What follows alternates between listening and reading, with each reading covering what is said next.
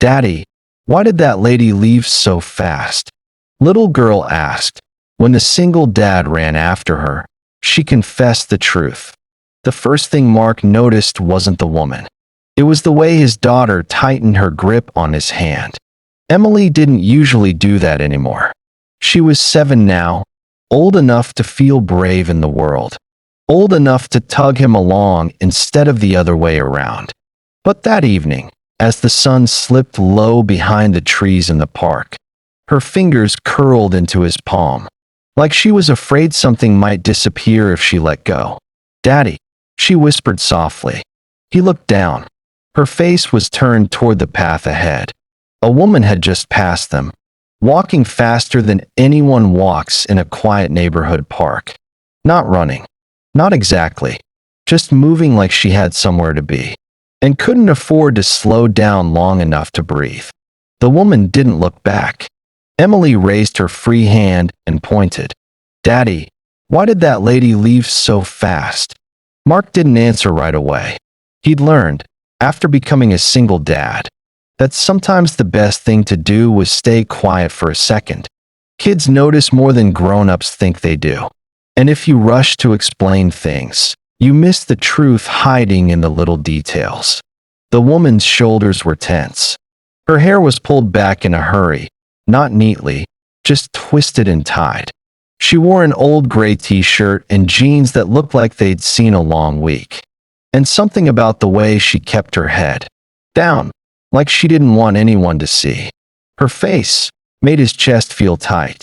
"I reckon she's just in a hurry, kiddo," he said gently. But Emily didn't let it go. "She looked sad," she murmured. And that's when the woman dropped something. It wasn't loud. Just the soft slap of a paper envelope hitting the dusty path. The woman didn't stop. She didn't even seem to notice. She just kept walking, faster now, like every step was carrying something heavy that no one else could see. Emily tugged his hand again. "Daddy," she dropped that. Mark hesitated for only a second. Then he sighed quietly, the way a tired man sighs when life asks him to do one more thing at the end of a long day. "All right," he said softly. "Stay right here with me." He bent down, picked up the envelope, and looked at the front. There was no name, no address, just a faint crease like it had been opened and closed too many times. He glanced ahead. The woman was almost at the bend in the path now. "Come on," he said to Emily. "Let's catch her before she gets too far." Mark hadn't always been the kind of man who chased strangers through a park. 5 years earlier, he'd had a normal life. A small house, a steady job at the hardware store, a wife who laughed too loud at silly things and called him Mr. Fix-It, even when he couldn't fix much at all. Then one quiet November morning, the doctor had used words that didn't feel real. Words like late stage and not much time. Words that make the world go quiet in a way no one ever prepares you for. Emily had been 2 years old, and after the funeral, when everyone else went back to their own lives, Mark had sat in the kitchen late one night holding a bottle and whispering promises he didn't know how to keep. "I'll take care of her," he'd said out loud. "I swear I will." That promise had followed him every single day since. The woman turned just as Mark reached her. "Ma'am," he called gently, careful not to startle her. "You dropped this." She froze. Not the normal kind of stop. Not the polite, surprised kind.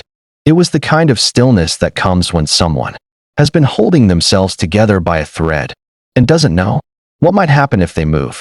Slowly, she turned around. Up close, Mark could see what Emily had noticed right away. Her eyes were red, not from allergies, not from the wind, from crying. The kind of crying that doesn't happen all at once, but builds up quietly over days, sometimes weeks, until it spills out when no one's looking. "Oh," she said softly, her voice barely more than a breath. "I didn't even realize I dropped it." Emily stepped closer, still holding Mark's hand, but not hiding behind him. "Are you okay, ma'am?" she asked, her little voice gentle in a way that didn't sound like a child at all. The woman blinked hard, like she was trying not to cry again right there in front of strangers. "I'm fine, sweetheart," she said. Just had a long day, that's all. Mark held out the envelope. Looks important, he said quietly. She stared at it for a moment before taking it. Her fingers trembled slightly, and for a second, she just stood there holding it like it weighed more than paper should. Then she sighed. I'm sorry, she said.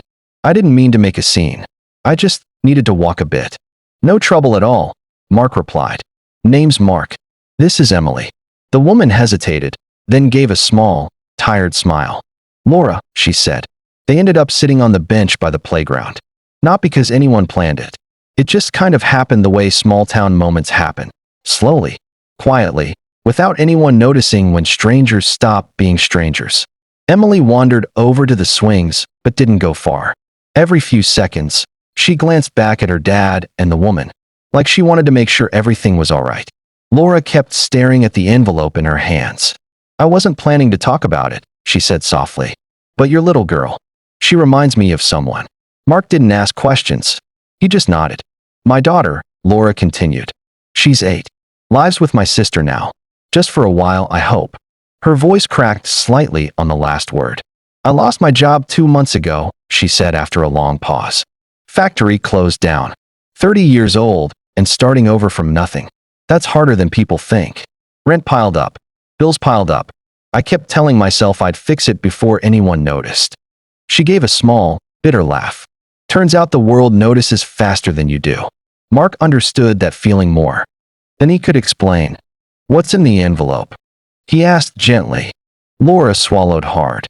My last warning notice, she said quietly. If I don't pay something by Friday, I'm out of the apartment. I didn't want my daughter to see that happen. So I sent her to my sister's place until I figure it out. She wiped her eyes quickly, embarrassed. I know I sound like a mess. I just didn't think anyone would care enough to stop me on a park path. Mark leaned back slightly and watched Emily on the swing. She was pumping her legs slowly, humming to herself, perfectly content in that small world children live in.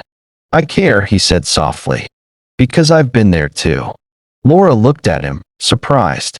My wife passed away 5 years ago, he said. Cancer. One minute you think life's going along just fine, and the next minute everything you built disappears. I didn't know how to raise a kid on my own. Didn't know how to cook properly. Didn't know how to braid hair.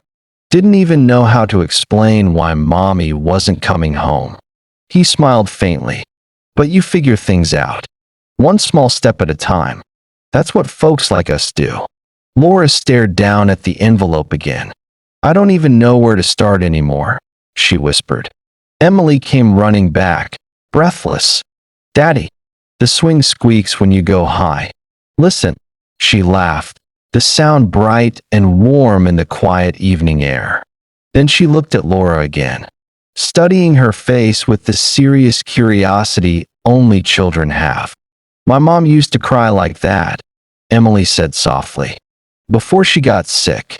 Mark felt his chest tighten, but Laura didn't look uncomfortable. She looked understood.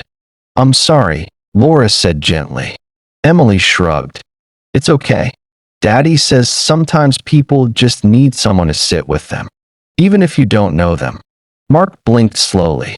He didn't remember saying that out loud, but maybe he had. One of those late nights when the world felt too quiet. Laura let out a shaky breath. You've got a good kid, she said. I know, Mark replied. There was a long silence after that. Not awkward, just quiet in the way meaningful silences are. Then Mark reached into his pocket. I don't have much, he said honestly. Single dad, hardware store job. You know how it is. But I've learned something over the years. When life knocks someone down, you don't fix everything at once. You just help them stand back up. He pulled out a folded piece of paper and handed it to her. It's the number for the store manager, he said. We've been looking for someone part-time. Nothing fancy. Just helping customers, stocking shelves. But it's steady. And steady's a good place to start. Laura stared at the paper like it might disappear if she blinked. You'd really do that for someone you just met? She asked quietly. Mark smiled. Someone once did it for me, he said. 5 years ago. A stranger paid for Emily's groceries when I didn't have enough that week. Didn't even leave his name. Just nodded and walked out. I told myself if I ever got the chance, I'd do the same for someone else. Laura's eyes filled again, but this time, the tears didn't look quite so heavy. The sun dipped lower behind the trees, painting the path in soft gold. Emily slipped her hand into Laura's. See, she said proudly. Daddy helps people. He says that's how you fix the world a little bit at a time. Laura laughed softly through her tears. Well, your daddy's right, kiddo. She looked at Mark, her voice barely above a whisper. Thank you for running after me. He shrugged gently. I reckon your daughter would have wanted someone to, he said. That was the moment everything changed. Not in a dramatic, movie-style way. Just a quiet shift. The kind where someone who felt invisible suddenly realizes they aren't alone anymore. 3 weeks later, Laura stood in the hardware store wearing a blue apron that was just a little too big for her. She was smiling. Not a perfect smile. Not a life-is-fixed smile. Just a steady one. The kind that comes when the world stops feeling like it's falling apart. Emily ran up to her and wrapped her arms around her waist. You look happy now, she said. Laura crouched down and hugged her back. I feel hopeful now, she replied. That's even better. Mark watched from the counter, quiet and thoughtful. He didn't believe in big miracles. Life had taught him those didn't happen very often. But he did believe in small ones. A stranger on a park path. A little girl who noticed sadness. A simple act of kindness that changed someone's direction. Just enough to give them another chance. And sometimes, that was more than enough. If this story touched your heart, even a little, go ahead and like the video. Share it with someone who could use a gentle reminder that kindness still exists. And subscribe for more quiet, meaningful stories just like this. And if you've ever had a stranger help you when you needed it most, leave a comment and share that moment. Folks like us understand how much those small acts can mean.